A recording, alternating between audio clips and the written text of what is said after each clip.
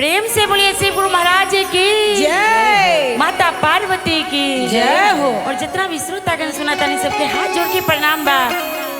आई गुरु बहिना एक बहुत बढ़िया भजन के भाव बा। देखिए कैसे जी शिष्या कहतरी महादेव जी से का कहतरी जी कैसे जी? हाथ जोड़ी करी सुमिरा नामा हो गुरुजी आई नांगनमा। तो पूनम जी देखिए कैसे शिष्या कहतरी अपना कैसे? गुरुजी के बुलावत तरी कैसे कैसे? जे हाथ जोड़ी करी सुमिरा नामा हो गुरुजी आई नांगनमा। अरे हाथ जोड़ी करी सुमिरा नामा हो गुरुजी आई नायंगनामा।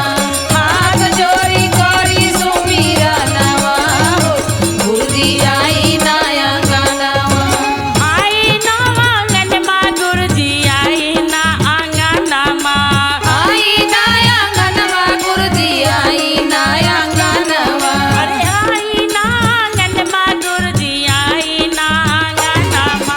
हाथ जोड़ी करी सुमिरा नामा हो गुरुजी आई नांगनमा। अरे हाथ जोड़ी करी सुमिरा नामा हो गुरुजी आई नायंगनामा।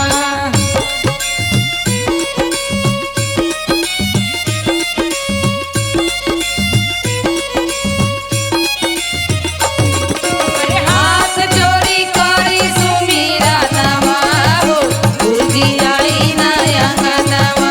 हाथ जोड़ी करी सुमिरा नामा हो गुरुजी आई नायंगनामा। भैया हरेंद्र लीलम दीदी के बोलबली। दीदी के बोलवनी नीलम दीदी के बोलवनी। भैया हरेंद्र लीलम दीदी के बोलबली। दीदी के बोलवनी नीलम दीदी के बोलवनी। अरे संगमा में सब गुरु बहिना हो जय हो। नांगनमा। संगवा में सब गुरु बहिना हो गुरुजी आई नायंगनामा। संगवा में सब गुरु बहिना हो गुरुजी आई नायंगनामा। हर हर महादेव।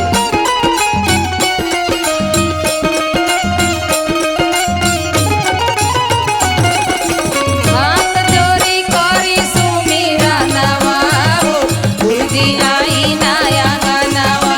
हाथ जोड़ी करी सुमिरा नामा हो गुरुजी आई नायंगनामा। दाया से दाया मिली चर्चा से ज्ञानमा।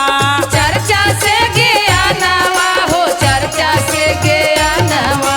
अरे दाया से दाया मिली चर्चा से ज्ञानमा। चर्चा से ज्ञानवा हो चर्चा से ज्ञानवा। नामन से बने बिगड़ल का मामा हो गुरुजी आए ना आंगनमा।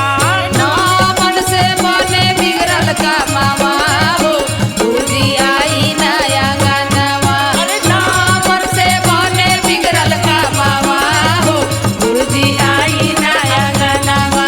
ना मन से बने बिगड़ल का मामा हो गुरुजी आई नायंगनामा। ना मन से बने बिगड़ल का मामा हो गुरुजी आई नायंगनामा। प्रेम से बोलिए शिव गुरु महाराज की जय हो।